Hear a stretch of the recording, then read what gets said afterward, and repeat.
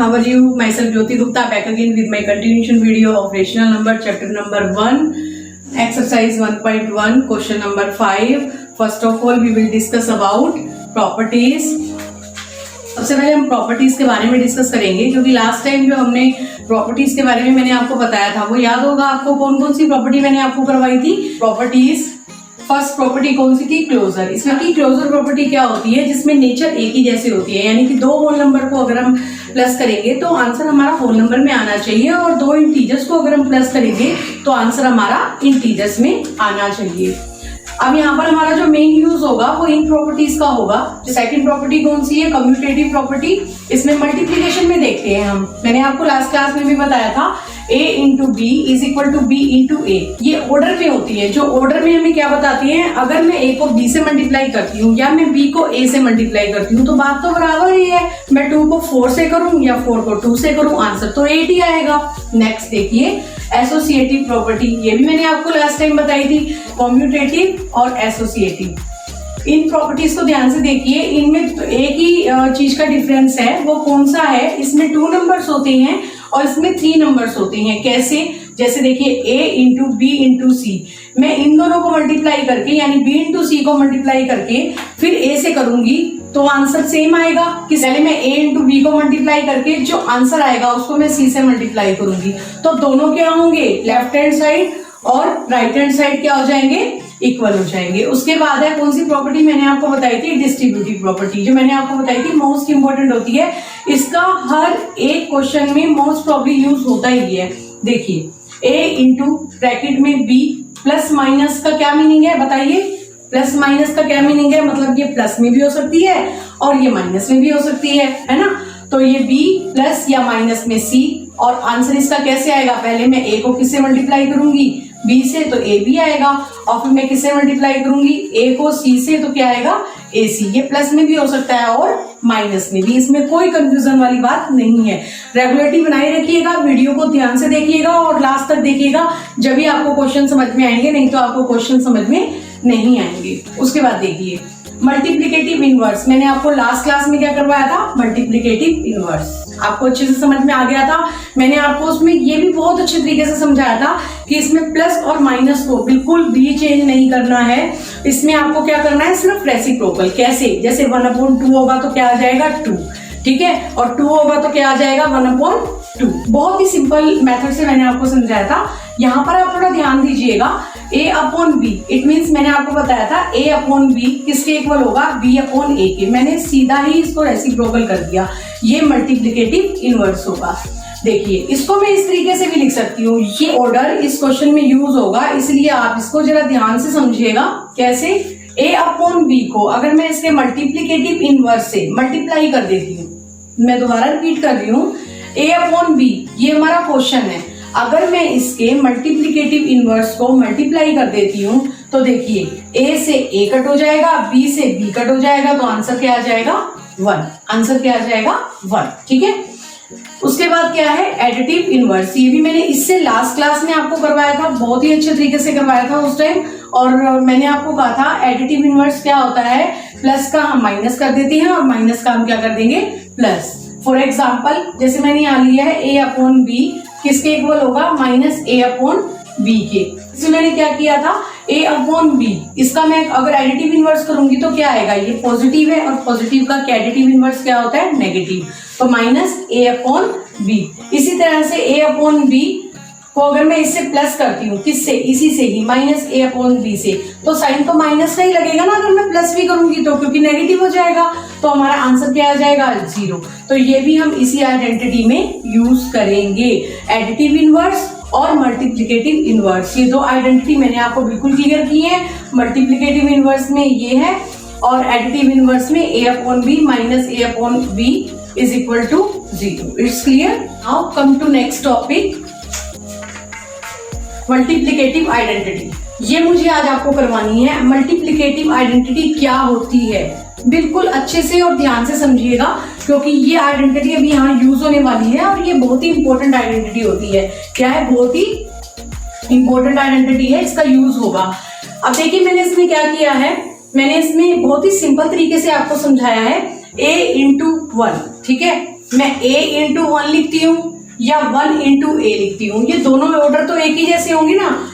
दोबारा सुनिए, मैं a इंटू 1 लिखती हूँ या फिर 1 इंटू ए लिखती हूँ, तो आंसर तो हमारा सेम ही आएगा। इट मीन्स आंसर तो हमारा ए ही आएगा। ठीक है, अब देखिए यहाँ पर मल्टीप्लिकेटिव आइडेंटिटी ऑफ 1, इसे क्या कहते हैं? Multiplicative identity of 1। और हम इसे क्या कह सकते हैं? 1 इज द मल्टीप्लिकेटिव आइडेंटिटी, क्योंकि दोनों जगह क्या मल्टीप्लाई हो रहा है? 1 हो रहा है, इसीलिए मैं इसको क्या बोलूंगी?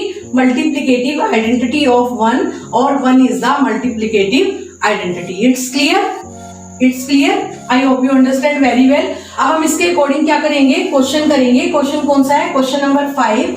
क्वेश्चन है name the property under multiplication used in each of the following. ठीक है, इसके अकॉर्डिंग क्वेश्चन आपको देखना है, आंसर आपको दिया हुआ है, बस आपको क्या बताना है? इसके अकॉर्डिंग आपको प्रॉपर्टी बतानी है। क्या बतानी है?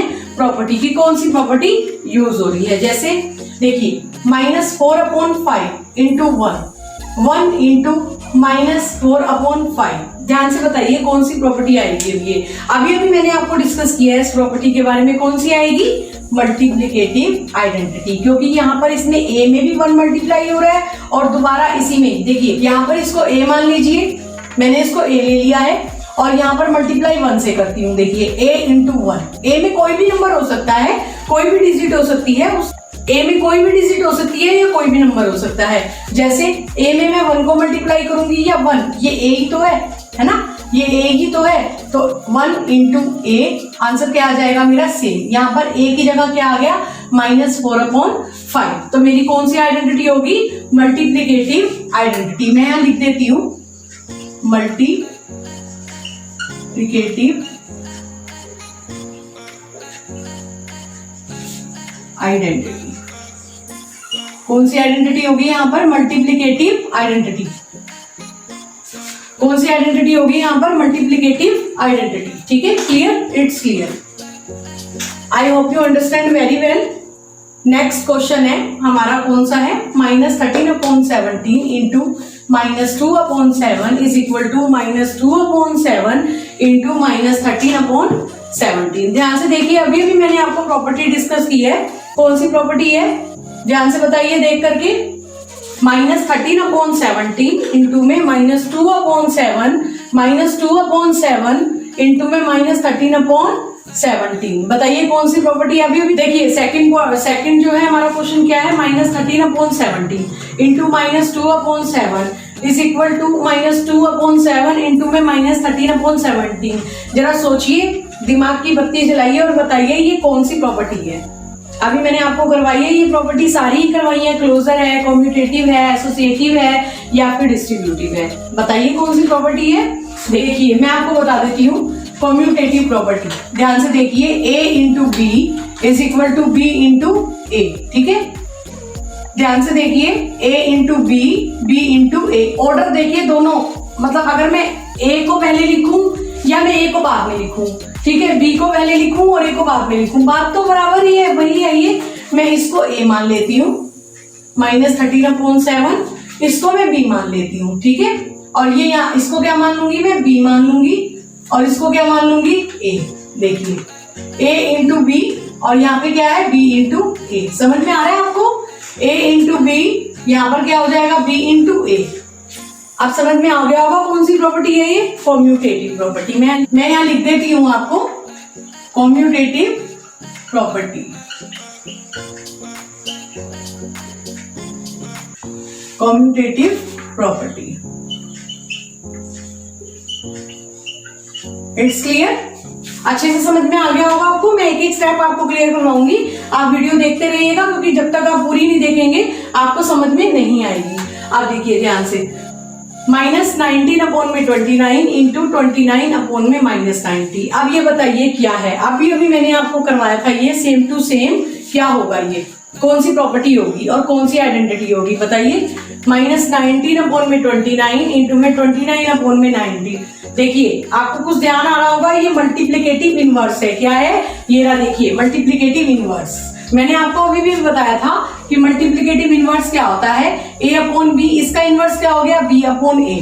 लेकिन यहाँ देखिए ध्यान से, अगर मैं इसके इनवर्स को यानी कि b अपॉन a को इससे मल्टीप्लाई करती हूँ तो आंसर क्या आता है सेम 1। तो ये कौन सी प्रॉपर्टी हुई, मल्टीप्लिकेटिव इनवर्स। देखिए इसका 19 अपॉन में 29, इसका मल्टीप्लिकेटिव इनवर्स क्या है 29 अपॉन में -19। तो ये क्या हो गया, आंसर क्या आ गया यहाँ पर 1। अब मैं इसको क्या लिखूंगी, मल्टीप्लिकेटिव इनवर्स। ये भी एक आइडेंटिटी है।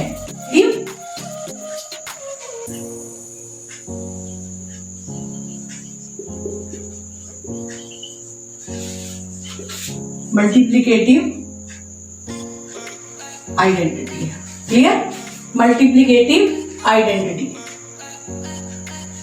कौन सी आइडेंटिटी हुई है, मल्टीप्लिकेटिव आइडेंटिटी। मैं दोबारा रिपीट करती हूँ, क्वेश्चन नंबर फर्स्ट में कौन सी आइडेंटिटी हुई, मल्टीप्लिकेटिव आइडेंटिटी, जो मैंने इसमें आपको क्लियर करवा दिया है। उसके बाद क्या है, -13 अपॉन 17 इंटू माइनस में 2 अपॉन 7। ठीक है, यहाँ पर क्या लिखा है, -2 अपॉन 7 इंटू में -13 अपॉन 70, यानी कम्यूटेटिव प्रॉपर्टी। उसके बाद देखिए -19 अपॉन में 29 इंटू 29 अपॉन में -90, अगर 1 के इक्वल आ जाता है, यानी कि हम इसके इनवर्स से, मल्टीप्लिकेटिव इनवर्स से अगर इसको मल्टीप्लाई करते हैं तो हमारा आंसर क्या आता है 1 आता है। तो ये कौन सी आइडेंटिटी होगी, तो ये कौन सी आइडेंटिटी होगी, मल्टीप्लिकेटिव आइडेंटिटी। ठीक है, मैंने सारी आइडेंटिटी आपको क्लियर करवा दी है, बिल्कुल बहुत अच्छे तरीके से क्लियर करवाई है। अब आप इसको एक बार देख लीजिएगा, इसके अकॉर्डिंग जो भी क्वेश्चन होंगे वो मैं आपको प्रैक्टिस सेट में दे दूंगी, लेकिन ये जो प्रॉपर्टीज हैं, ये जो क्वेश्चन है, इनको ध्यान से समझिएगा, तभी आपको क्वेश्चंस आगे के समझ में आएंगे, बेसिक आपका क्लियर होगा। मैं सभी प्रीवियस क्लासेस की बात आपसे बीच बीच में